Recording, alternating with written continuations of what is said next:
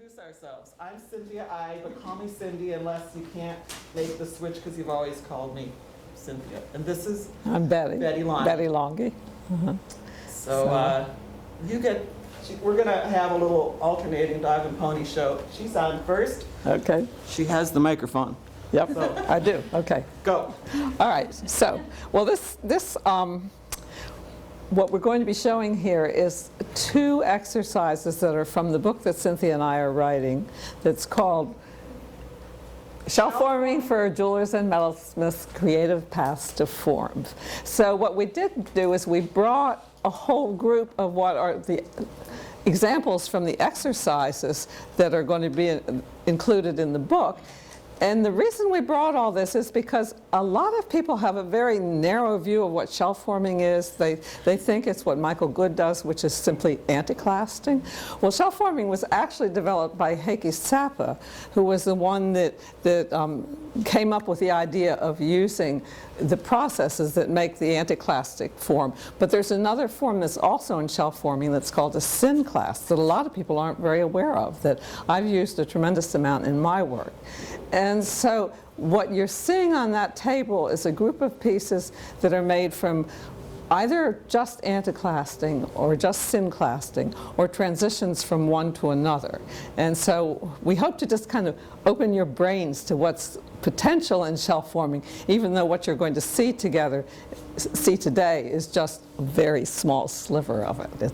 It's a couple of ways that I worked out to work with it that are just kind of interesting and different. So. What about the examples? That's what they are. Yeah, those are. That's what I said. Did you? I think did. At any rate, so just to, because we will be using terms you've probably never heard of or only heard of slightly, the first thing I want to do is explain about synclasting and anticlasting. They're just basic curves. It's a name that Heikki gave to them because there needed to be a way to be able to communicate about these forms, because when you're talking about form, you can't very well get on the telephone and say, well, it kind of goes, you know, you need a way to think about it. So what I have here is this is a synclast and this is an anticlast. Now the way you describe, where are we? Here, okay? Just keep it over the black. Okay, so the way these are described is you can take any these are called compound curves, because if you draw an X on the surface, both lines of the X are curved. For a synclast, both lines of the X are curved in the same direction. Syn, same, clast, curve. So this is a synclast, and this is what it looks like. An anticlast, in contrast, if you drew an X on the surface of this, the 2 lines that describe the curve are going in opposite directions. One's going up this way, and the other's going down this way. Now that is so no matter what position you put this in. If you put it sideways, then this one's going outward and this one's going to the left. If you put it up this way, that area is going, this curve's going down and this one's going up. So no matter what position I put this in, and that holds for the synclast too, no matter what position I put this piece in, if you draw the X on the surface, the legs are both going to be going in the same direction, no matter what position I put it in. So that will help you to understand, as we're working and throw out these terms you've never heard of, that exactly what we're talking about. And then beyond that, as I said, is making transitions from one to the other. And what we're going to show today are 2 forms. One's called a selective synclast, and this is the one that Cindy's going to be demonstrating, which is taking this synclastic process and turning it into a very fluted form. So with that, I'm going to turn it over to you. I always had a hard time keeping track of synclast and anticlast, but one of my students said, a synclast is like a sink. Sink. And synclasts can hold water. Synclast, okay? And the anticlast is anti-holding water. No matter how you turn this form, it won't hold water. It is anti-holding water. So it's another way to keep track of those words. Here's an example of a selected synclast. It's 3 synclasts that have been that are combined in this form. And so this is the form that I'm going to do. And just to back up to say that I learned forming from Fred Fenster at the University of Wisconsin in Madison, and then Heikki Seppä came through when he was working on the book, when it was just Xerox pages, and he demoed. And so I just did shell forming for years based on what I knew from Fred and what Heikki had added to that, and I got from the book. And Betty had, interestingly, also gone to the University of Wisconsin, but many years earlier, or some years earlier, sorry. The old lady of this group. And it's really kind of neat that we're here doing this, because we met at the previous SNAG conference, and so that's why it's kind of, there's a certain symmetry, and we're finally almost done with the book. So we met here, and then we saw each other again at a later conference, and became friends, and so I think we've been working on this book since about 2000. 8 years. 8 years. 2004 was what I came up with, so that sounds right. So, but Betty has worked in a more methodical manner, really studied with Heikki much more extensively, and so that's why we're kind of an interesting team, good combination. We have complementary skills, but an overlapping core.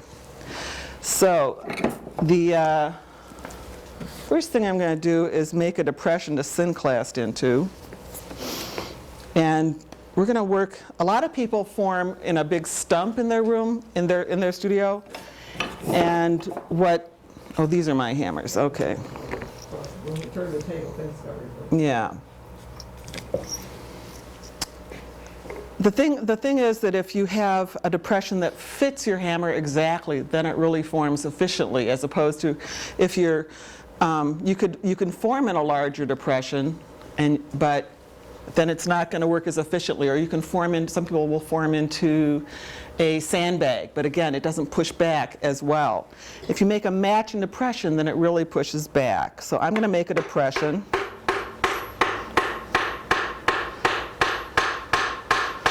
And this is set up for a left-handed person. Okay.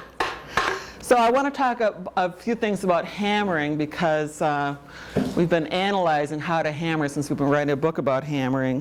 One thing that we've noticed is that you tend to think that you're going to stand right in front of where you're working, but actually you need to stand to the side so that your arm can swing freely, because if I do this, I'm going to be cramped up and I'm going to have arm aches. So I'm going to stand to one side, and then yesterday we came in and said, you know, we need another couple blocks under this to bring it up so that so my elbow is just a little bit higher than the work surface, and so this can all work smoothly. And when I teach my students that when you pick up a hammer, shake hands with your friend the hammer. So it's kind of a golf grip or a tennis racket grip.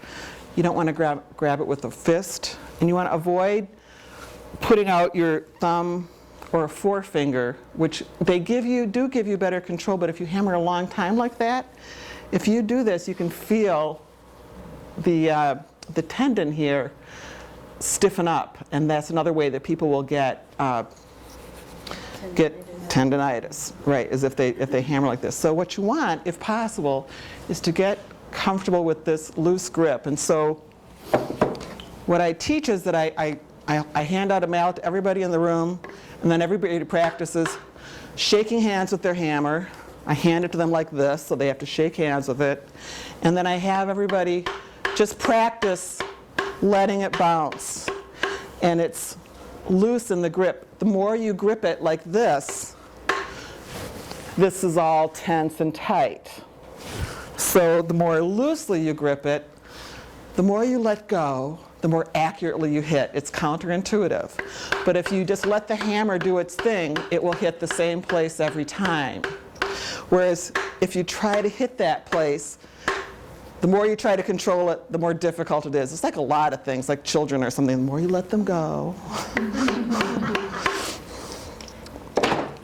So there anything else about hammering I missed there? I think you did great. All right. So when we left our heroine, she was making a depression. The other things, this tends to be something that, it's like, here you got, the first thing you got to do is hit accurately. So some things that we've noticed is if you actually hold it with your other hand, that helps you be more accurate than if I just stand like this. And some people like to actually draw a target, a little X there. But also knowing that we're only so accurate. So I actually use a slightly smaller hammer face than the one I want to use, than the depression actually needs to be, and then I'll smooth it out. You look like you're about to say something. Was that it? Yeah, I was just going to say, you always make sure that your fingers are below the edge of the block. I think that part goes without saying. Not always. I just know that the only times I ever hit myself is when somebody's asked me, and then I'm thinking about it, because you hit what you're thinking about. And so if you think about, I don't want to hit my hand, you're thinking your hand and you hit it. So just get into the zen of the whole experience. All right, so I have a depression there, and you can see how and I hit myself because I'd just been talking about it. Now, all right, so I've got 3 things here to choose from. Okay. So I've got this little shape, and I've drawn, it is new gold that's been annealed. We always want to anneal before we form metal. New gold is also called red brass. It's also called jeweler's bronze. All kinds of things. But it's basically 90 to 85% copper, and the rest is zinc. One of the nice things about working in new gold is that it's got very similar working properties in terms of forming to sterling silver. So if your ultimate so there's a little thinking back there. In terms of our work, it is. Maybe not for chasers, but we think it is. And so if your ultimate goal is to work in sterling, it's really better to practice in new gold than copper, because copper is very soft initially, but it work hardens quickly. So some people call that work short. And so whereas new gold and sterling are harder initially, but you can work on them longer before they fatigue or give out. So there's some trade-offs there. I need to bend along this line, and it's interesting that I can do that with this straight edge. And I can make it a 2-step process or a 1-step process. So I'm going to show you both ways with each line. So this first line, I'm going to bend first and then synclast. And the second area, I'm going to synclast and bend at the same time. All right, so I'm holding it at an angle. I'm going to bend.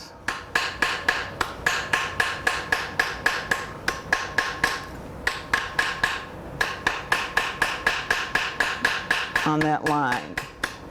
So now you can see that it's bent. All right.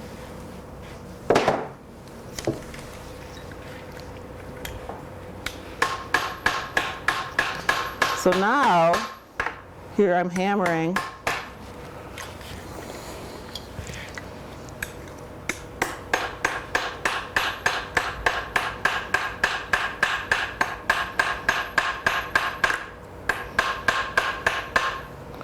And I'm always hammering in the same place and moving the metal into the hammer.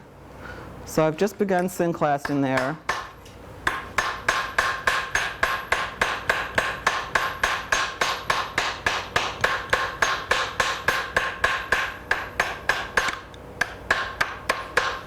So I've got my first synclast. I've selected that area to synclast.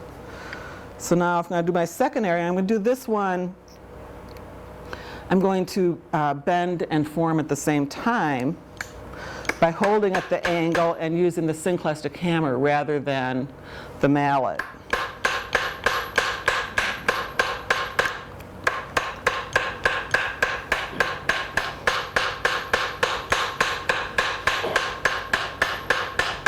It's so cool. How can I do that with the straight edge? So now I've got 2 synclasts roughed out. Okay. And I'm going to do the middle area now.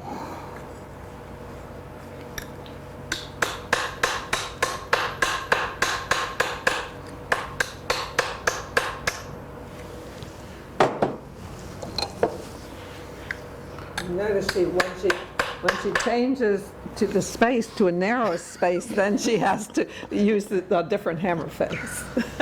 I was going to say that, but that's okay.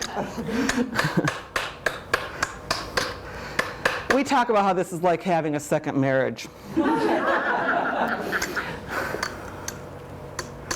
So you can see now, here's the line that's been worked on both sides, and here's the line that's only been worked on one side. So you can see how that's really defined that line. I'll turn it over so you can see that side.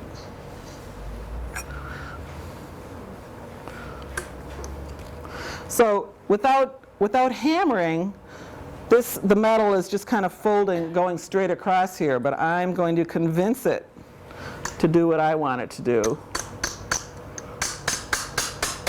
Now I've got a curved line.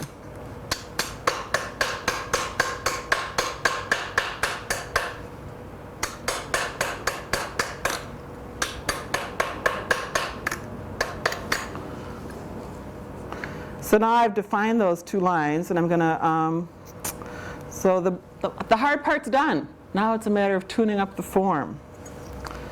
So let's see. And now also I need to keep track of the fact that my depression, this is a soft pine block. Is it pine? Mm-hmm. Yes, okay. So it's a soft pine block, and it's gotten, in the same way that it's soft enough that I could make a depression, it also means I can lose my depression. So I may need to redefine it.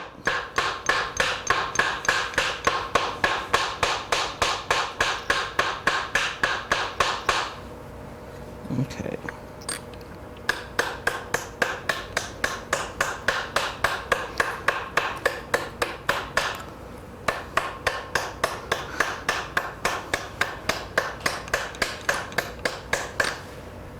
Doing good. So the thing about hammering a smooth form is to use overlapping blows and be aware that you're always hammering. We talk about being a hammering machine. I'm a little hammering machine, and I move the metal under that little hammering machine. And that's how you need to think about it. And if you lose track, then you actually can say, okay, there's where I want to hammer, and just slide that metal in there.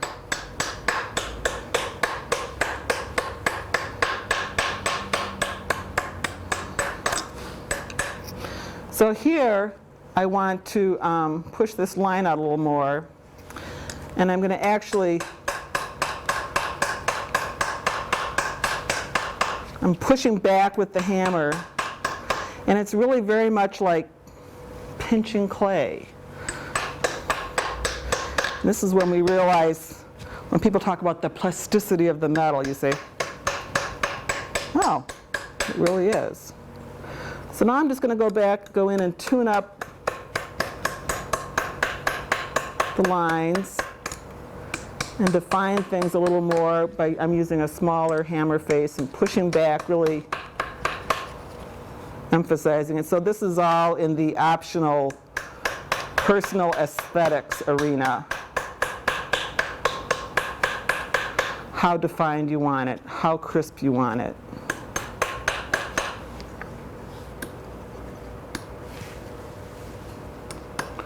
I was just trying to see if my hair is a problem. I think it's out of the way.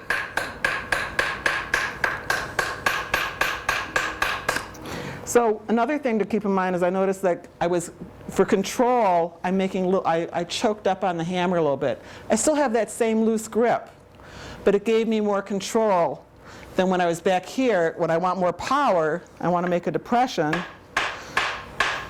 then that's going to give me more swing. But if I want more control, rather than do this, which is a tendency, I just have a shorter throw, and I can have more control that way.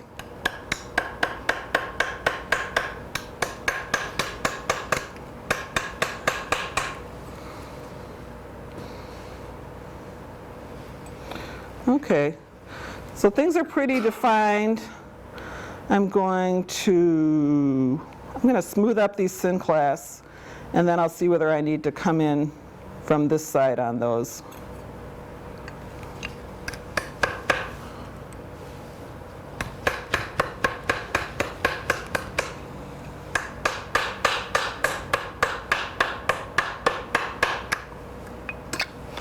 Another rule of thumb, it's just like with filing or polishing or a lot of other things. If you want a smooth surface, use the biggest tool that will do the job. So I'm not going to use this little hammer for this big surface because that'll make a bunch of little dents. I'm going to use the bigger hammer. I'll just use the littler hammer where it fits into these smaller areas.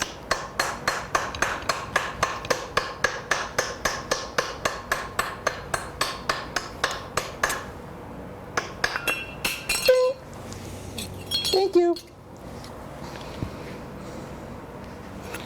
Okay, so it's a demo, so we're going to go for good enough.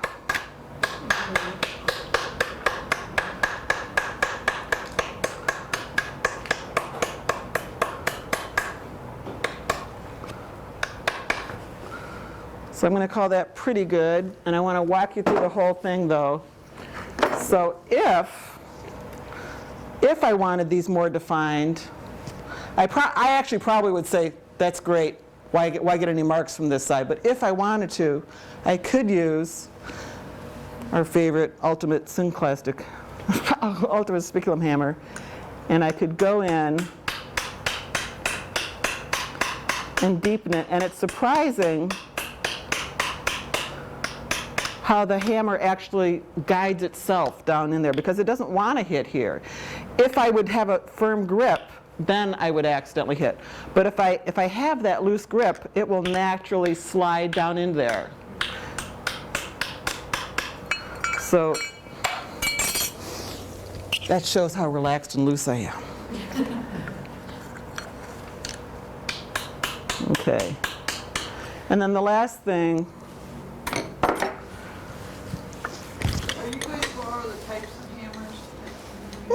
that's a good point. That was an ultimate. Yeah, this is the hammer made by Bill Fretz that is based on Betty's design of a spiculum hammer, and so it's beautiful. So I call it the ultimate spiculum hammer. It's available through Allcraft. Almost all the hammers we're demoing with are from Allcraft. Tevel at Allcraft has been very, very kind about working with us to get tools that we need and have them made. So if I want to refine this surface, I've gotten it as smooth as I can by hammering from this side.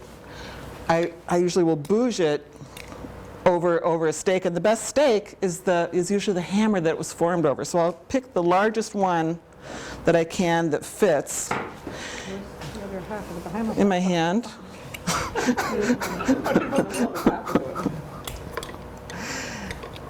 And we've got these brackets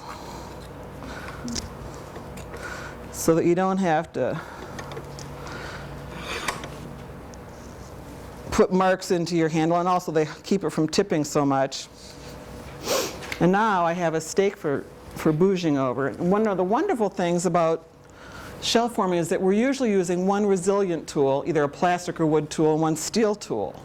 So I was forming into the wood and then using the steel tool. And now I'm going to use a plastic mallet over the steel tool. And again, overlapping blows. The largest tool that will do the job. So I'm going to use this mallet for everywhere I can. But when I get into this little area, I'll need to switch to a different stake and hammer. So I'll do what I can with this. We'll do, again, we're going to do good enough for a demo. And it's the same thing. I'm a little hammering machine, and I bring the the metal moves in and out under the hammering machine. So when I'm trying to get these little areas here, I'm using the edge so I can get right in there. Or if I would need to, I might whittle down, make this a little flatter. And so to bouge this little area,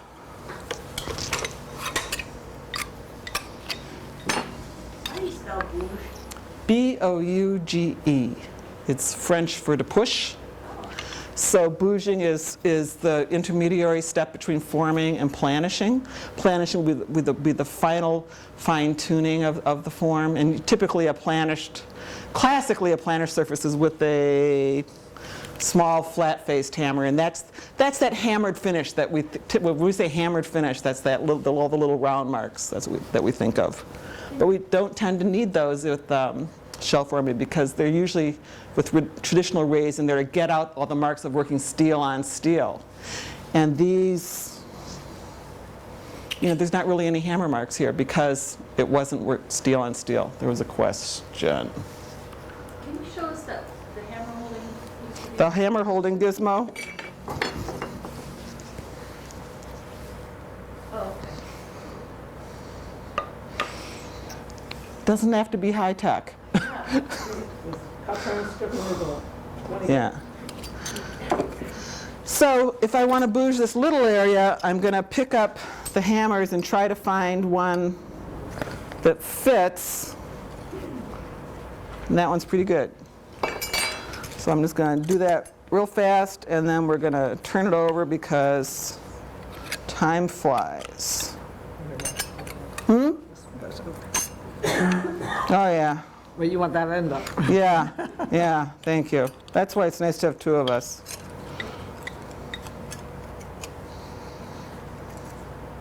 The one thing you need to kind of watch for is to make sure, for it to work properly, you need to put them at areas of the hammer handle that are the same width. And so I'm going to switch to a smaller hammer because you can see how to work on this area, this is going to be hitting everything. So I like this little one here.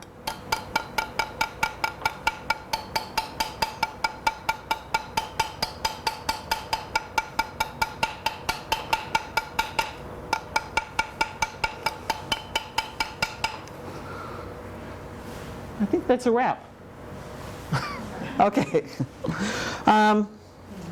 So I'm going to, I guess any questions on this particular process?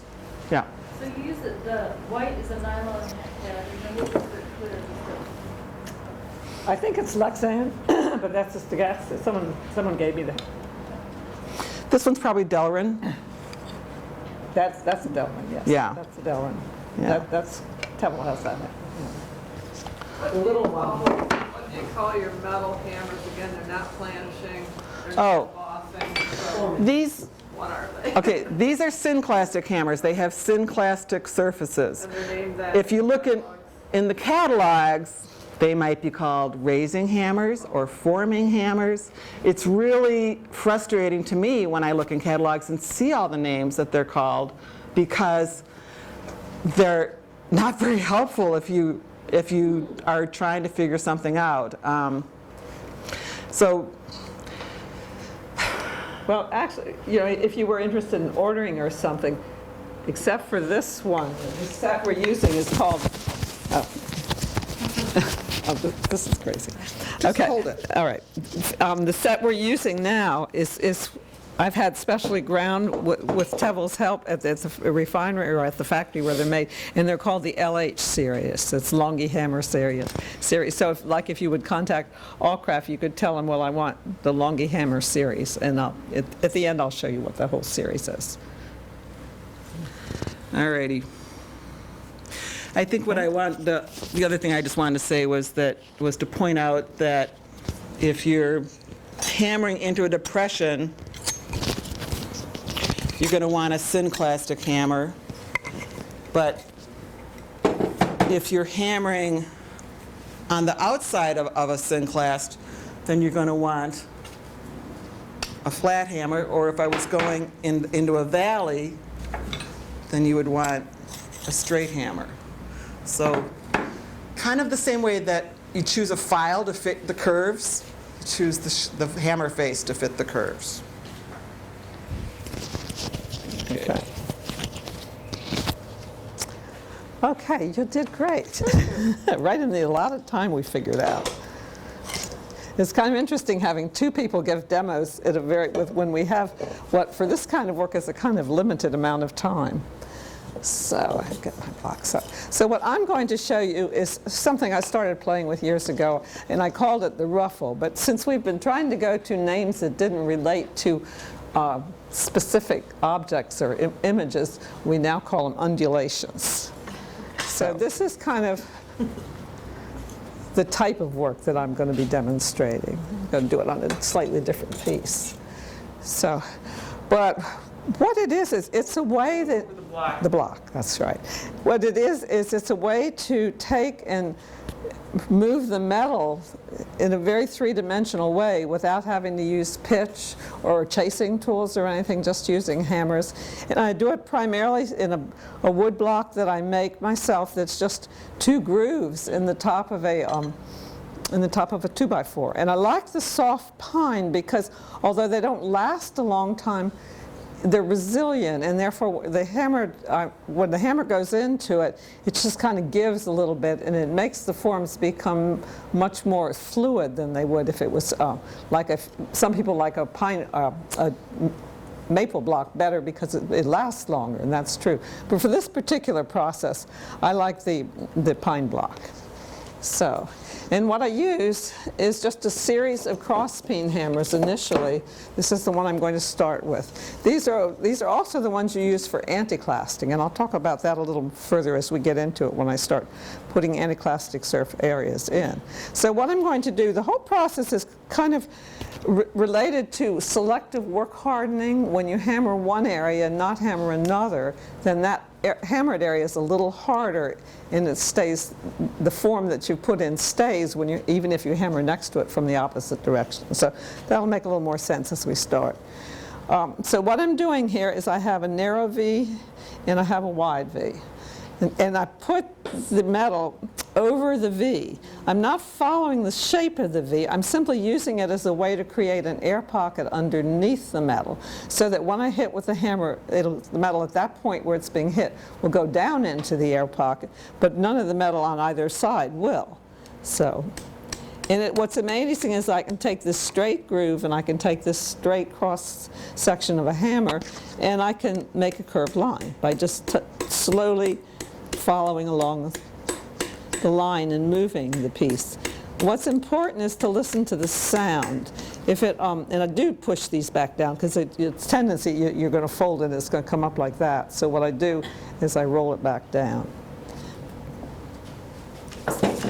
So this is just the initial to set where these undulations are going to go.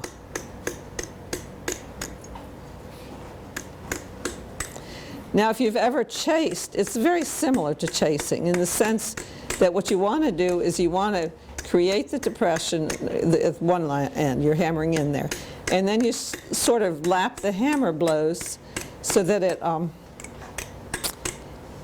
the loose hold on the hammer, as Cindy talked about, is really critical because if you have a tight hold, the hammer's going to go all over the place. But when it's loose, once you make that first hammer mark, it depresses into this little groove. Then if you keep overlapping your hammer blows, it's always going to slide in, and that allows you to have a continuous line.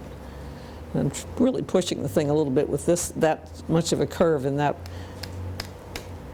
area. These will go much smoother as you get into the wider pieces of metal. Another thing, you saw me sort of like just hammering on a piece of metal initially. This is kind of the thing like, you know, if I were going to make something special out of gold, like I would saw it out, I'd go saw something else and just get my body and my hands warmed up. And the same thing with this. It helps to have done a little hammering initially because it's kind of a fussy thing to do.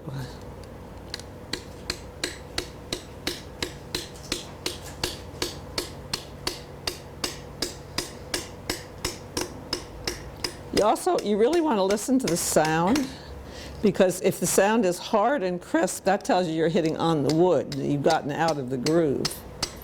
And then nothing's going to happen except for you're just going to work hard in the metal at that point. But if it has that hollow sound, you're okay. Yeah, I'll intentionally hit this in the wrong place here. Now, hear the difference? That immediately tells me that's not where I should be. And of course, it's easy to have it slip out of position because you're sliding along a narrow groove.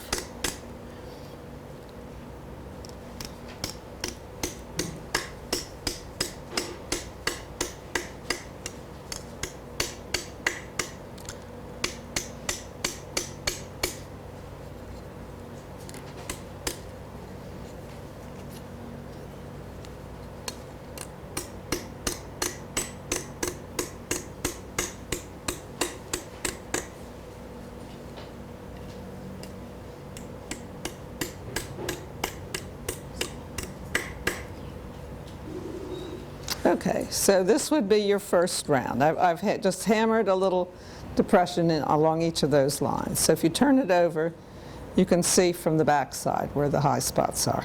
Now, because what happens, I find when I'm doing this from the back, is that all the reflections, especially when you're under lighting like this, all the reflections kind of get really confusing, and you don't know where the high levels are and where the low levels are. It sounds like you're crazy, but it's the truth. So I'm going to go along here now and draw with a Sharpie pen. I'm going to draw where the high points are that I hammered from the other side, so I keep track of them, because otherwise you can get really confused.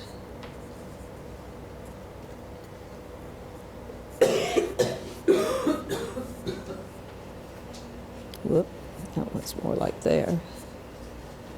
My head not in the way? Yeah, your head's in the way, so I didn't want to bother you about it. But All right, is that better? yeah. I got to thinking about it, I had my head straight over and that wouldn't work.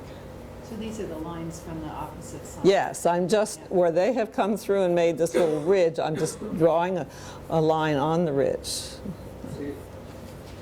Not very, I have a shaky hand, but I get them at least so that I can see where they are. Because now when I work from this side, I'm going to work between those ridges. And so I'm going to take a wider side of the hammer, and I'm going to go from this side, and I'm going to go into the wider bay. And I'm just going to hammer it all in. My goal in the end is to have the cross-section, this, if you were looking at it this way, be more like this as opposed to like this. You could do either. One would be like corrugating the metal, and there's a sample of that over on the table there too. But in this case, I just really like this kind of ruffle look where these come, it goes rounded on one side and a sharp line on the other side.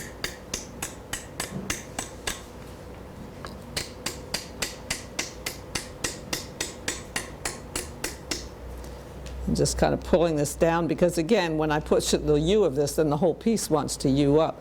But the high spots that we created from the other side, they stay in position because they're a little more work hardened than this. What Now, gauge metal are you using? This is 24 gauge. I a lot of times do it in 22 gauge too. But either 22 or 24 work fine. I mean, you can do it in any gauge. It just depends on how big a piece you're doing. In other words, this could all get scaled up if you wanted to do something big. You could have a bigger, get a 4x4 pine block, or a longer one, or whatever. Or if you made the groove wider, then you could make bigger grooves. So we were trying, since we figured most of you would be working a jewelry scale, we were trying to maintain this. And notice I changed. This was such a big space here that little small hammer was not compatible with this. So I just went out to the wider end here and worked in there with that. And this one I'm going to sort of skip and go down and do this one too, because that's pretty wide. And then I'll go back to this hammer. Another good habit to get into is always look at your hammer before you start to hammer. Make sure you have the right face up. And let's see, this is the one I skipped earlier. How many hammers do you say you would need for a basic piece? How many Like what? if you were a beginner, how many hammers would you need? The question was, how many Yes, I know. hammers does a beginner need? I'm trying to think. I'm just telling everybody. Yeah, I think it's probably reasonable. You could start with like 5 or 6 hammers and do quite a bit. When I started out, I worked with, there was a set that was available, and I think it was 10 hammers, and for years and years, that's all I had. Now I have a whole wall of hammers, but that's how things change. The longer you work with something, the more you get into it. So at any rate, now we have finished that course. I've gotten it ruffled from the side, and so now you see there's a definite undulation going on in that. It shows the side view tilted 90 degrees. Yeah. There, I don't know, just There. And that's there. the Can you edge see of that? it. It'll be much more remarkable after the next round. This one really requires a series of rounds. So now I'm going to go in again with the narrow end, and I'm just going to repeat what I did before. I'm going to go down and make these a little deeper. So you've roughed it out, and now you're refining with Yep. and deepening with sharper hammers or the same hammer. I'm still using the same one I did the first time around, but probably this will be the last one. Then I'll go to the ultimate spiculum hammer, which is skinnier.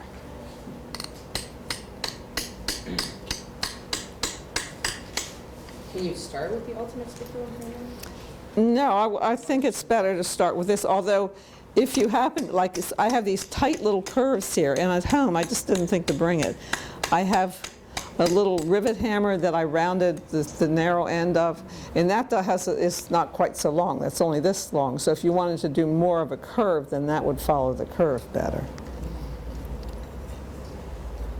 If you start with that narrow, with a too narrow hammer, then you're going to have a lot of little hash marks. So you're back to that, use the biggest tool that will do the job concept.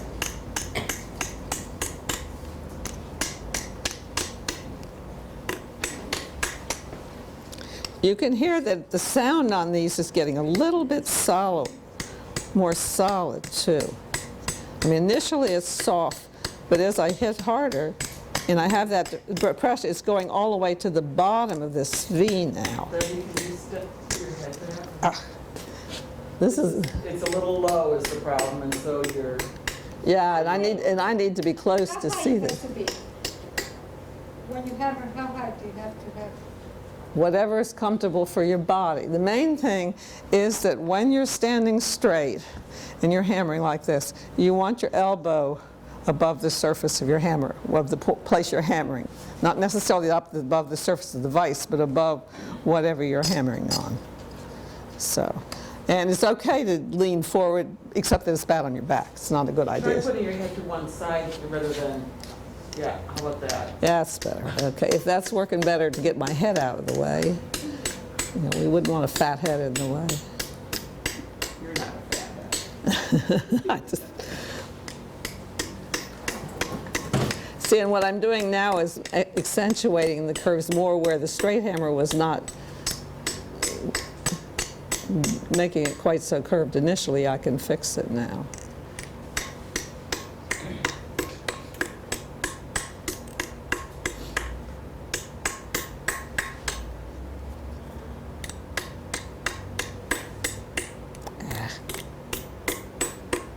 I think this one's just not going to be as curved as I drew it because it's just too curved. Okay, so now we'll go back and do one round again on the back. Again, I'll go to the rounded face of this, the wider rounded face for the areas. Tell them what's rounded about that. All right, okay. You see the difference? So here we have, this is the one I was doing from the front. I'm making the initial line. And this is the one I'm working for. Is it easier to see them this way in the up there? And so then you have 1, 2, 3, and 4 options here. So what I'm using is the narrow end of this one, and now I'm using the wider end of this one. So And I'm in the wider bay.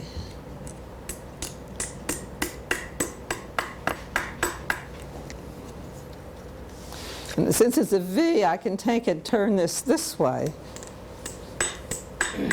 and go down in there. And then that line of the V is going with the V that I have here. It would also be extremely easier if I did this by reversing this. Well, that's another principle to remember is to try to always hammer in a comfortable position. So if it's in the wrong place, rather than reaching over, turn it around. So you move the piece so that you can keep hammering like this. Because if you start hammering like this or like this, it doesn't work. That's right. In all things, the more comfortable you can get your body, the better off you are. Because I see people, and they get them, there's like standing here and they're trying to do this. You can't possibly be accurate unless you're, have moved, you're standing in such a position that, that everything is kind of relaxed. The rest of your body is relaxed.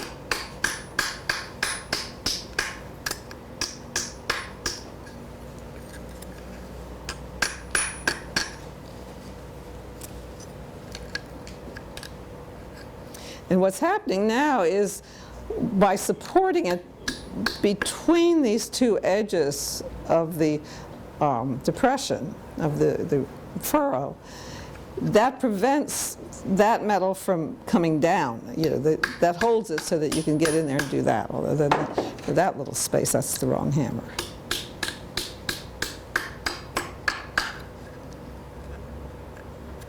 And like if I got to a really narrow area from this side, which I don't have, then I would even suspend it here. But in this particular pattern, I don't have that situation.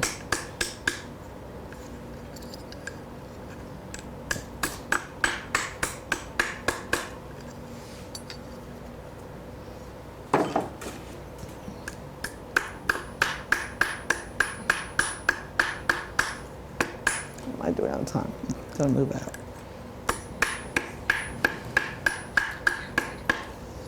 Okay, so that would be the end of course 2. And now you can see, I think the undulations show up more now. Not a lot different, but it's definitely, it has more dimension to it now than it had. So I'm going to move on then and show you then, but what's happening now is it's all on one plane still. It's just sort of undulating along that plane. And I really want to put some life into this. I want it to have more form to it. So what I'm going to do is I'm going to switch now from this block. Okay. I think maybe this should... Well, that's a good idea. So on this block, what I've done is I've created 3 different depressions in here. And I created them with a hammer that has a cross-section like this. Whoops, let's see. How can you see? There, can you see it there? There. And this one has, again, it has one side that's wider and the other side that's narrower. And then I also have one of the synclastic hammers over here. This one here will work well. Again, it's the same thing. It's got one wider, one narrower, but you have these rounded surfaces on the ends. So I think I'm going to start with this one and do the wider areas. And I've created a depression here with this hammer. So I'm going to go in here now with this, and I'm going to start basically making this synclast a little bit up here.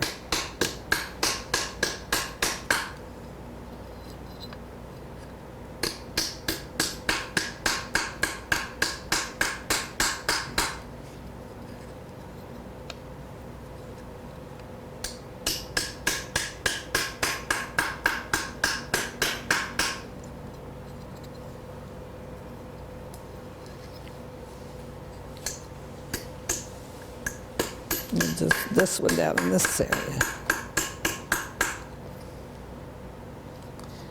And, okay, this one will go in here too.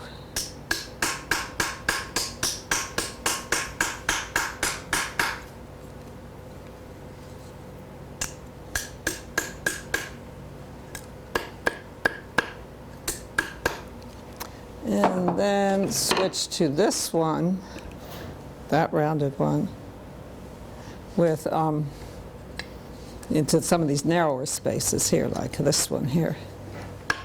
I want to get up into that V.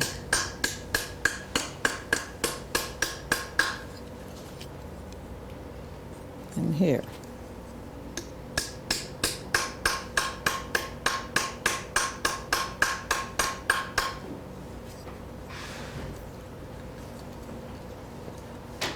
Yeah, that's pretty big there. Okay, so can you see the difference? Suddenly you have some real action going on in this piece now. And so now I'm going to bring it back over on this side and do something totally different with it.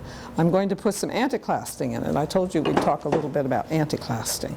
When you're anticlasting, what you do is you're stretching the edge of the metal and compressing the center, as opposed to synclasting, which is where you stretch the center of the metal and compress the edges. So it's a very opposite form, which is, so it's really important to understand the difference between the two of them. Can you say that again, how stretching that? Okay, when you're forming metal, if you're making a synclast, you stretch the center of the metal and you compress the edges. And if we were doing, like when Cindy was doing it, if she'd been doing a large synclast, you actually would have seen the edges of the metal wrinkle up, and then you hammer them smooth. When you're doing an anticlast, it's the reverse. When you're doing an anticlast, you're stretching the edges of the metal and compressing the center. So what you have to do is start working on the edges and stretch them first, and then you work on towards the center. In a synclast, you generally work from the center out to the edges. So what I'm doing here is just using it as a little detail, and I'm going to get on this other side. And what I've done is I've simply taken a round rasp like this, and I've rasped some arcs in this block, just like this. To save time, I did the bulk of it at home. And then I took the narrower end of this and made some little ones over here. Instant ruffling material. So now I'm going to take, They can't, oh, they there's can't no see it on there. contrast, Gotcha, so okay, I'm just good. gonna, Yeah, I did that on all the others before we came, but.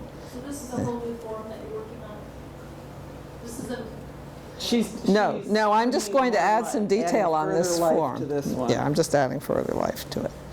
Okay. So she's anaclasting and synclasting areas. So Yeah. show them, point to, can you hold it in the camera and show where you synclasted? Can you see here where all these bulges are now coming up where it used to just be, it was just undulating? Okay. So now what I'm going to do is I'm going to turn this over, and I'm going to lay this in. Can we see it from there? Sort of, yeah. So I'm laying it in here so that the metal is above the edge, and it's has this hollow under it where I rasp the wood away. And then I'm going to start hitting it like this. So I'm pulling it around. Oops, and I would definitely want to be using the larger face. That was an example of not looking at my face before I did this. My hammer face, that is. At the moment, I really don't much care what my face looks like. So that's just the first two. So I just wanted you to see what's happening here. This is an anticlastic hammer. Well, it's a cross-peen hammer that we use for anticlasting, so we'll use those terms interchangeably. Yeah. A hammer for anticlasting, we'll just shorthand say an anticlastic hammer. So this is, the nature of an anticlastic hammer is it will either be the cross sections of that define the face. One will be either straight or barely arced, and the other one will be a fairly tight curve, and they come in all sizes, you know. So you could have this cross section here can be wider or skinnier. Yeah. But the arc that's on the surface this way is very slight or straight, and that makes a hammer that is good for anticlasting, because that hammer allows you to follow the curve of the anticlast. Okay, since I'm in such a big one here, and this is a big bay, this is working much better to use this larger hammer here. I'm doing the wider spaces here.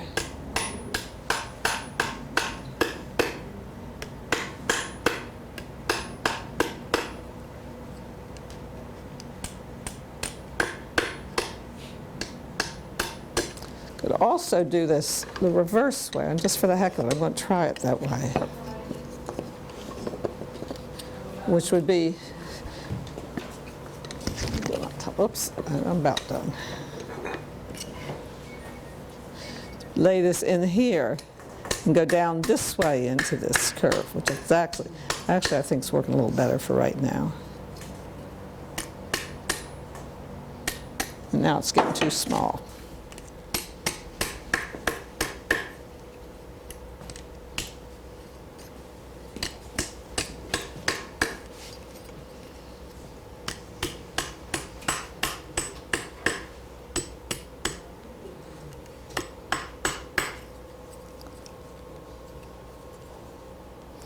So now just to get this somewhat back into an initial surface, not flattening, but I just want to get all these kind of wild, crazy things it's doing that out. I can just take the ultimate spiculum hammer and do exactly what Cindy was doing. I'm just going and redefining these lines slightly from this side just to bring them back. So how do you not make little hammer hits with the ultimate? It's all about the relaxed hand. You see, when I hit in here, if I had to aim and hit at that spot, I couldn't possibly do it. But because I have this groove that it's sliding into, if I just let the hammer kind of fall in there, the hammer, see how much space is in my hand between the hammer? It's just so relaxed. Back when I first started doing production jewelry and when I was doing ACC and stuff like that, I developed this whole line that required hammer texturing. Millions and millions of little lines. It was the best way to learn how to relaxedly hold a hammer that there is. I think that was probably the best hammering lesson I gave myself of anything. So, at any rate, there we are. This is it. Can you see, how active that surface is now, all the things that are going on in it? And can you imagine, how long would that have taken to do in pitch? Oh, jeez. It's the wonderful thing about shell forming is it's so immediately reactive to what you're doing. You hit and the hammer flows. And because we're working always with one resilient tool and one hard tool, the noise level is different, the protection of our tools is much better. If you miss, you're only hitting a wood block.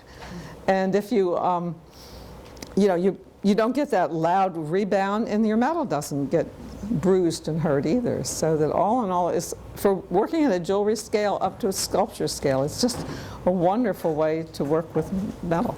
And if you want form in metal, and especially if you like fluid forms, it's really strongly related to doing fluid forms. Since my business is fluid forms and metal, it just kind of went with what I do. So we're ready for questions. Just about, but I wanted to just bring up a few points that I thought of as you went along and that I wanted to bring out. And I also wanted to pass up, wanted people to be able to touch. So I'm going to pass out, just kind of hold that towards me. 3 samples, the one I just did, and then one that's kind of roughly, or nearly finished, and then one that's quite smooth. None of them have been, they've all only been hammered. None have been filed at all. So just nothing like putting your hands on things. Yeah, and we'll do the same with ruffles. Right. We'll pass these around. Right. And the other thing I wanted to point out was that we were talking about hammer faces, and the one thing I wanted to point out is that when you typically buy a cross-peen hammer like this, they're usually straight with sharp corners. So the first thing you have to do at least is get the sharp corners off. But the other thing about the fact that these hammers that are the LH series that Betty has developed with Tevel et al. Craft, they're already arced. And that's also part of what makes it possible to follow a curved line with a straight hammer, in the same way that a chasing tool, if you've got a straight chasing tool and you can only do straight lines. But if you want to, the liner tools have this kind of face. Is that equivalent? Does that make sense? Yeah. So that was the point that I didn't realize we didn't quite make, it's got this arc this way, and that's what makes these different from most cross peen or raising hammers. Right, and for instance, this one, even though it's a very almost straight arc, it definitely has that arc, which has allowed me to use this on that curved piece there. And then the other thing I wanted to emphasize is that if you're forming metal, you need to have air between the metal and the stake, because if there's contact, then it's not going to move anywhere. So when I was synclasting, I was hammering into a deep depression, and when the depression got shallow from my misses, I had to deepen it to make air under the hammer so it could move. And in the same way, when Betty was anticlasting, there needs to be a space between the metal and the surface so that you can move that metal into that space. If the metal's in contact, you're just going to smooth it and harden it by hammering on it. And so that's why sometimes you feel like you're hammering and it's not going anywhere, because there's no place for it to go to, and that's something that people miss. And the final point I wanted to make is how strong this 24 gauge piece of metal becomes from the forming. Partially it's the work hardening, but even if you annealed this, it would be the wonderful thing about forming things is that it makes them so strong. It's the principle behind cathedrals, that they were able to make Gothic cathedrals really tall because they realized that an arch is so much stronger than the post and lintel, the straight lines. So curved lines, as soon as you bend something, it's stronger, but if you form it so it's got a dome or anticlast it, so it's got curves in every direction, then they get really strong. So those were the points I wanted to make. And so Betty's going to pass around the sample she just worked on, and do you want to pass around a finished one too? She did. Oh, you did. grabbed You did some that. off the table, Okay. yeah. So does anybody have any questions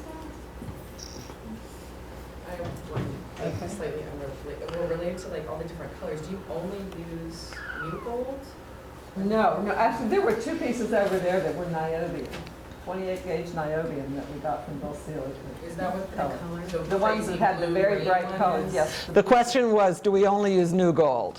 No. And we're just saying that it's a great material to demo with, but you can work with any metal. You can be gold, it can be pewter, it can be aluminum.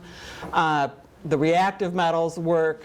Anything that if you can form it, it will work. We were explaining why we think new gold is great for learning. Yeah, and for demoing. So the Yeah. color changes itself from the hammering, or did you? No, the colors on there are applied with an anodizer, and when you go to Bill Seelig. The colors on the titanium. The titanium, yeah, right. The colors on the new gold are made by annealing them and pickling them until you have a copper surface on them, and then you just keep coloring with a flame. Put enamel on your formula? We certainly could. They're strong and they would enamel beautifully. I'm just not an enamelist, so I don't do that. I'm working on it. I know that Michael Good did some incredible work with, what was her name? Do you remember? Marilyn Druin. Marilyn Druin, yeah. And amazing enameling on it. And the combination of form and color is really wonderful. Now, I didn't like enameling, so that's why I got into niobium and titanium, and you'll see some pieces in here that did some sculptures and so forth. Well, it was actually forming the niobium in pieces about this big, but by the exact same process that I showed you here. Well, except I was using a block this big that had depression. All right, we've got our technical difficulties resolved. Okay. We did bring these samples, but what I put together, what we put together was a little quick PowerPoint of what I could get done on the plane, of how to take these samples and then some finished work, showing them in use, because that sometimes helps you project how you can take that basic form And wasn't that nice, that little sigh, Betty? Yeah. Make you feel good? So these are in, that's 18 karat gold and sterling, so. 18 karat gold and sterling, she said. I'm just going to repeat since I have the mic. Right. And what I do is once it's formed, then I go back over them and I carve the surfaces. I don't do, the texture isn't in it until after it's formed and fully polished, and then I go and carve. You carve it. Yeah, I carve it with flex shaft tools.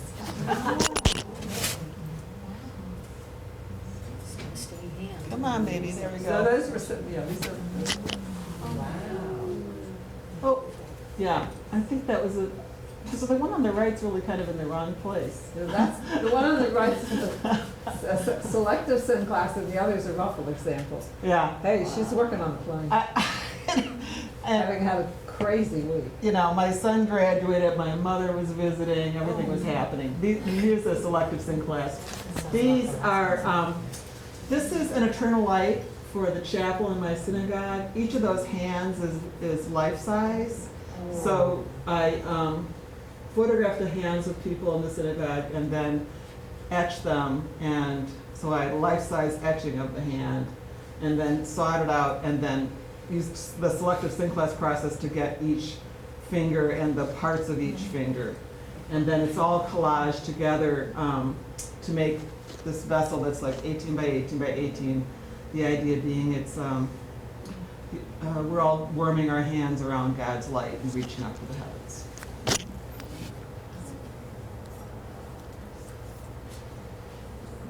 All right, so there's an undulation sample. And this is a collar that I made. It's made out of the forged bronze welding rod, and that was back when I couldn't afford gold, and then still can't. And niobium. Actually, that's a niobium, and then the other piece is a colored piece of nickel. Oh, yeah, there's a very subtle, I didn't focus on that, two pieces of metal there. So more ways that I use the ruffles. I went through a very strong ruffle period right after I started working with niobium because I really wanted to work with it in a way that looked like fabric. And so it was a perfect way of doing it. And then the other is, that's a small boat, and it's a sculpture about this big, and that's pewter. So you can also do ruffles in pewter.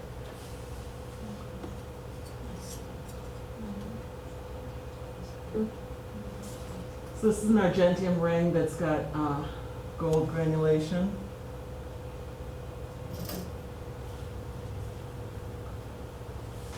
A detail on an antiquated neck collar and a fold form bracelet.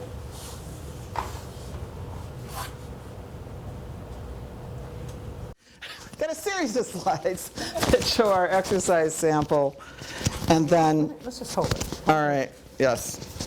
And then if there's two images, on the left is a piece by Betty, on the right is a piece by me. So this was one of the sculptures that I made out of the niobium. It's about this big. It's niobium and nickel silver.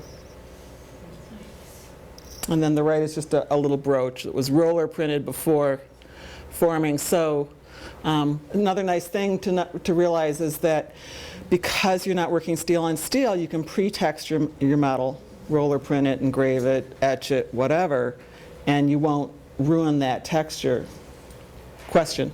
I mean, nickel silver's kind of dense. I mean, are there any special rules on how to work with it, or no? It's hard to work. It's stiff. It's stiff, but once you get into working it, it worked beautifully.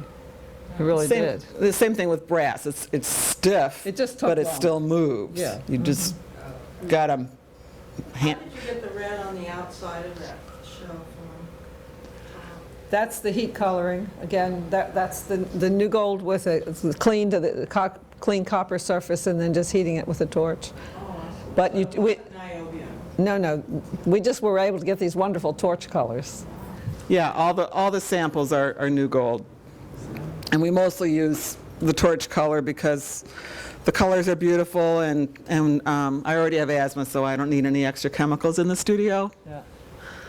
This is a form that Betty has really worked on, and she kindly shared it, and so I've been making them microfolded.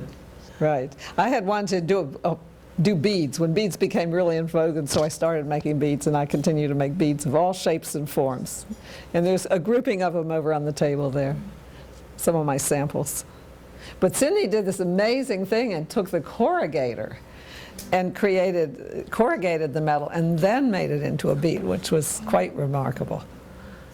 Yeah, so I showed that to Tim McCrate, and he said, boy, and I was saying how strong it is because now we have corrugated metal, which is stronger, and then we make it stronger yet by forming it. And he was like, yeah, you could probably stand on that. I'm like, don't. So that's a little 1-inch bead.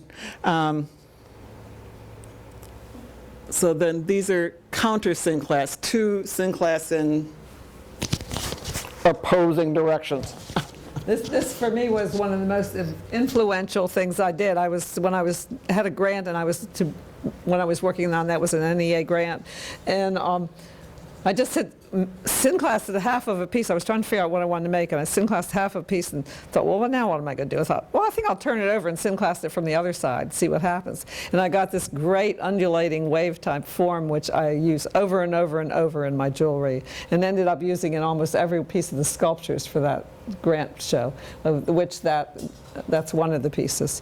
And that's a good example of what the color on the curved forms does. That's niobium, the blue, the aqua part, and then the rest is nickel silver.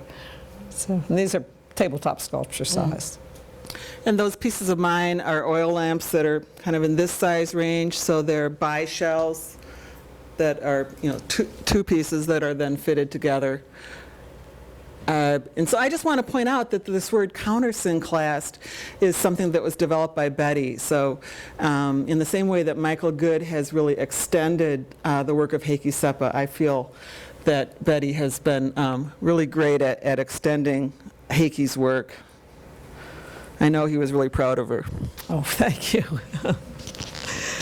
Okay, this is the basic anticlast, and you could see the sample up there in the corner, and then the one on the left is just a brooch I made that uses it. I don't, in my work, do tons of basic anticlasts, but that was one brooch that was just all anticlasted. And then Cindy has the wonderful form that's on the left there. They're right. So that's a silver sculpture. It's about this big. So it's a anticlast and then soldered to a synclast with edges. So it's called animal anomaly because it's kind of animal-like, but it's anomalous. And this is another form that Heikki had taught me, this form. I was quite fascinated with it. You take the metal and you actually anticlast it in a different way so that you're pulling it off from one side and then off of the other side until you create this long ruffle. And there's a sample of that over there on the table too that you can look at. But I used it in a candlestick. Worked great. Okay, and this is synclast to anticlast. These are all transitions that we are showing here. So the one on your left is a bowl that I made, which is a synclastic bowl, and then it comes along in the tail of it. It turns kind of into a spout-like form, and that's anticlasted. And then Cindy has done the necklace on the left. Right, and the wonderful thing about that is that it's because it's one continuous piece of metal that's formed, it's just a big spring, so you can just flex it to put it on and off. You don't need to cut it and put a little mechanism in there. So I think you can see part of why we work well together. There's a certain commonality of our sense of form. And that necklace is made out of Sterling. Okay, this is another transition, but this is an anticlast off the edge of a synclast. So first you do the synclast, and then you anticlast the edge. And the brooch on the right is mine, and left for you, yes. And then Cindy did the piece in the center where it actually is a transition. I will let you talk about it. Oh, it's a synclastic bowl that then has been anticlasted around. It's called Pebble in a Pond because on the back side there's a little gold pebble. It's kumbu on sterling, and so then the gold and the carving on the surface are kind of supposed to show the ripples that were made when the pebble drop through the pond.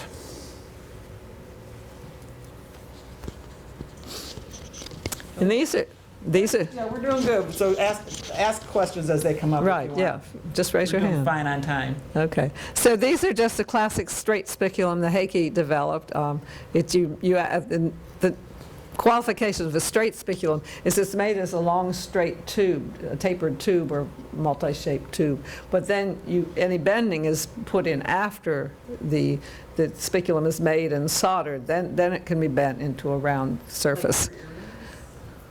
No, these aren't.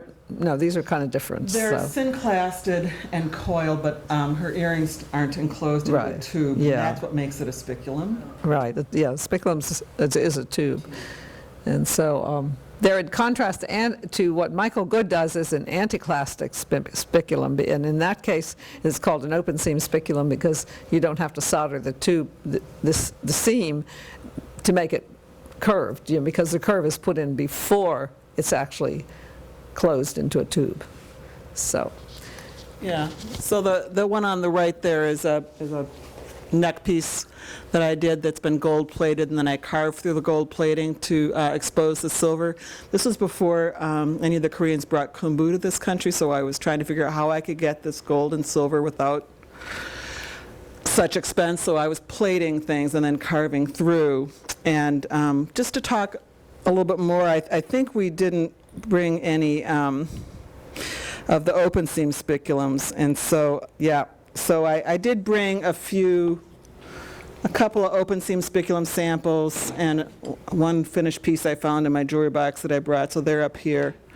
And it's kind of neat to see, I'll pass these around, how fluid, in the same way that it's kind of neat to see, here's Betty's earring. It's a synclast that's twisted all around, and then these are anticlasts. And so once you form something, if you've got a ribbon, you can, you know how you used to play with your telephone cord back when they had cords? You can do that same thing with a formed ribbon of metal. So we can pass some of these samples around, and then this is. So Michael Good's contribution to the field of shell forming has been that he really took the spiculum and integrated the forming, the bending, and the forming at the same time. And another thing that he did was figure out the Anticlastic continuum. right, No, was it double helix? the double helix. So that's a sample. So then these are examples of bishells. Yep. Question? I was wondering, what is your technique for bending a spiculum that you've formed in a straight round without having it collapse? Could you repeat the question, please? What is the technique for bending a straight spiculum? You want to address that? Sure. Okay, the first thing is to recognize that you can't bend one if the width of the spiculum and there's the relationship for the width of the spiculum to the length is really important. If it's not 50 times longer than it is wide, it's very difficult to bend because you can't get enough mechanical advantage to pull it around. So in other words, if you had a spiculum 1/8 of an inch wide but it was only this long, it's very hard to bend. But if you have one that's a 1/2 inch wide but this long, you have no problem. But the whole thing is to bend it, supporting with your thumbs slowly, recognizing that as you bend it, as soon as you feel it going flat under your thumbs, you've got to stop. If you push it further than that, Stop it or kneel.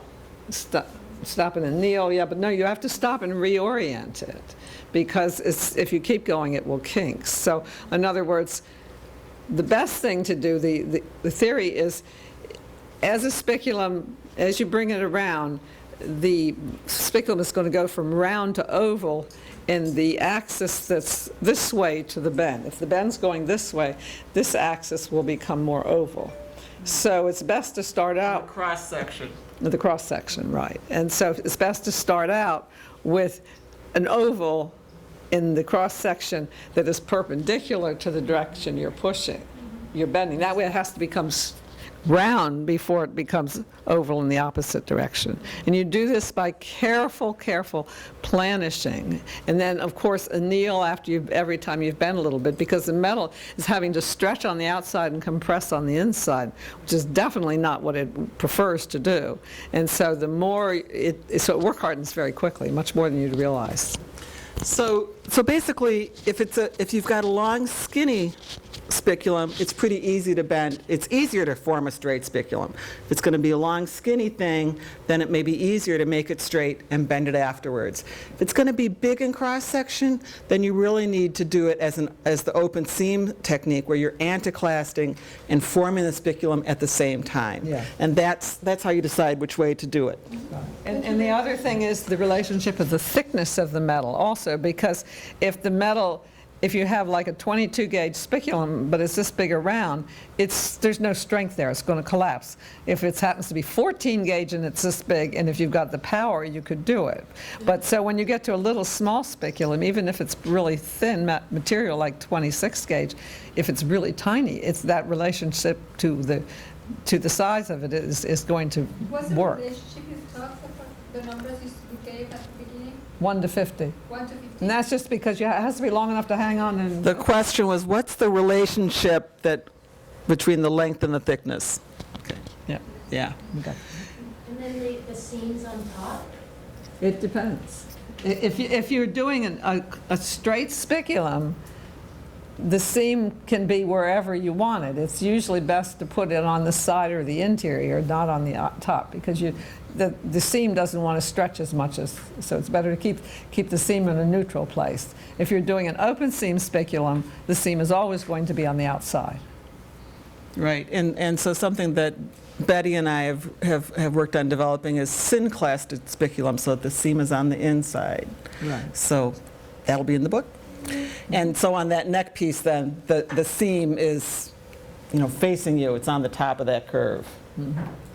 And another thing I want to just point out is that that's the way, with whatever technique you're learning, whether it's, in this room it's going to be shell forming today, or whatever you're learning, the way to make it yours and to make it unique is to bring that other thing that you already do, that you love, that makes it you, and say, okay, how can I combine this with my new favorite technique so it doesn't look like a Betty Helen Longhi sample. And so so that's why you notice how Betty's work she brings the niobium in, and I've been playing around a lot with kumbu and plating, and so that's my hot tip.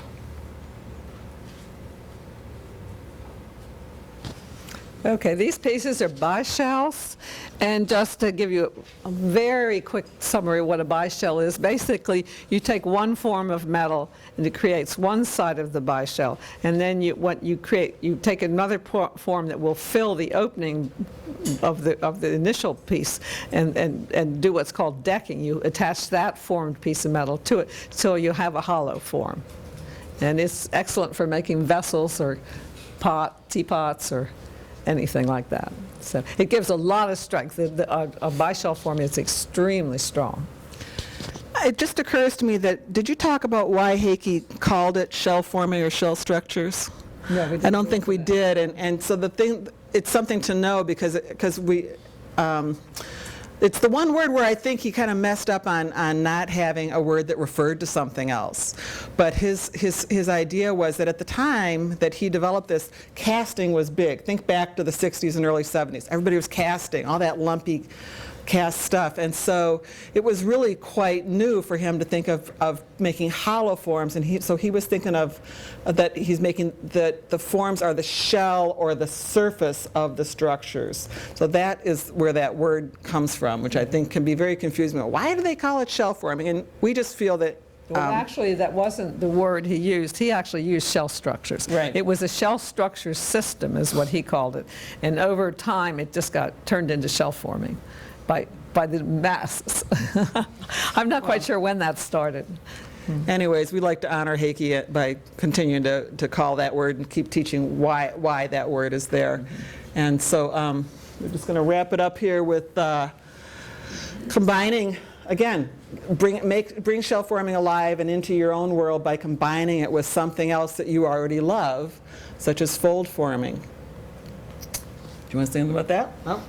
Can I just ask a quick Yep. question? Do you know when your book will be published, or is it something that's still? We're really, really close. Getting a lot closer, within the next couple of years.